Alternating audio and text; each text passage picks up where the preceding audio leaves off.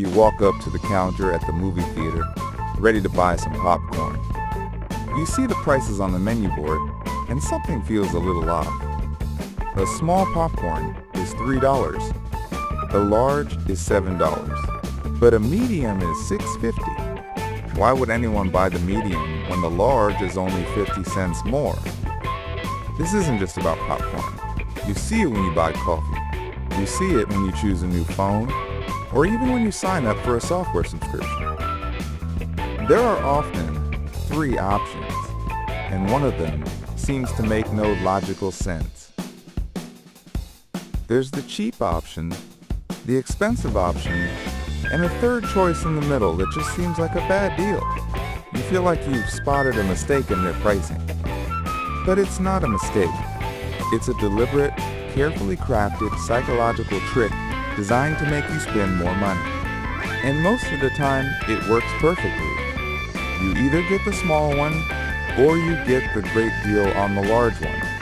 You feel smart for choosing the large, but you were never supposed to choose the medium. To understand why this happens, we have to look at how our brains evaluate choices. Humans are actually terrible at judging the absolute value of something in isolation. Is $7 a fair price for a large popcorn? Is $1,000 a good price for a phone?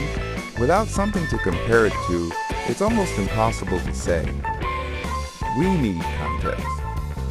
So we look for comparisons to make our decision easier. We don't want to calculate the price per ounce or the value of every feature. Our brains prefer a shortcut. Marketers know this.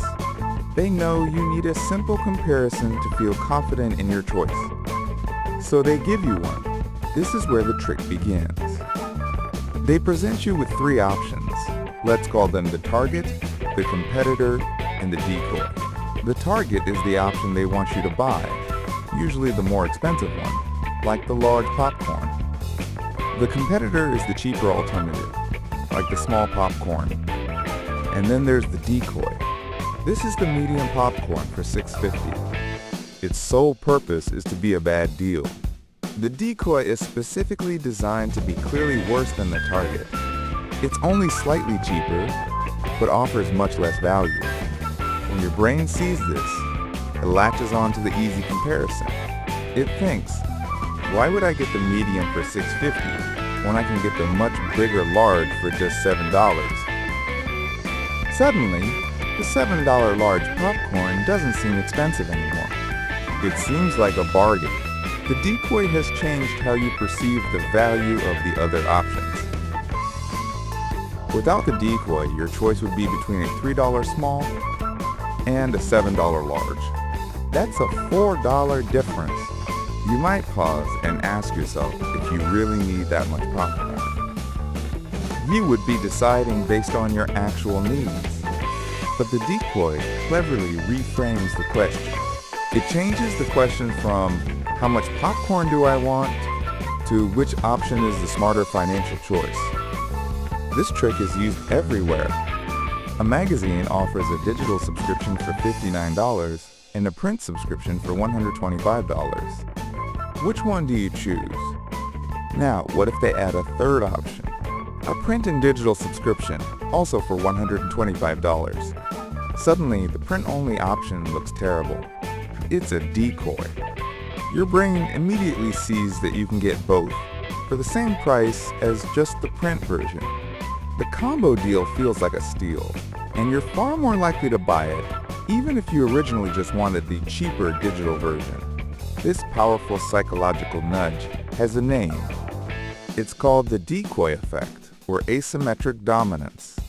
It works by introducing a third choice that is asymmetrically dominated by one of the other choices.